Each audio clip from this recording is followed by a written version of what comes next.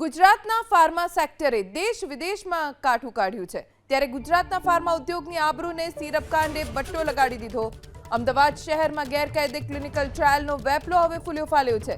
ગરીબી અને બેરોજગારીના લીધે યુવાઓ જ નહીં મહિલાઓ પણ કેન્સર, માનસિક સહિત અન્ય રોગની દવા ખાઈને ક્લિનિકલ ટ્રાયલ થકી રૂપિયા કમાવવા મજબૂર બની છે।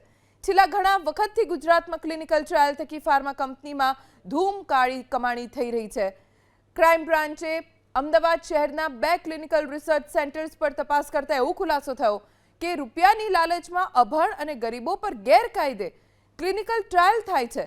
ક્રાઇમ બ્રાન્ચની તપાસમાં ખુલાસો થયો કે વીડા ક્લિનિકલ રિસર્ચ અને લેમ્બડા થેરાપ્યુટિક રિસર્ચમાં એજન્ટ્સ થકી બેરોજગારો પર ક્લિનિકલ ટ્રાયલ થાય છે। એજન્ટ્સને આ કંપની વ્યક્તિ દીઠ તગડું કમિશન ચૂકવે છે। એજન્ટે જ રૂપિયાની લાલચમાં રિક્ષા અને કારમાં રિસર્ચ સેન્ટર સુધી લઈ જાય।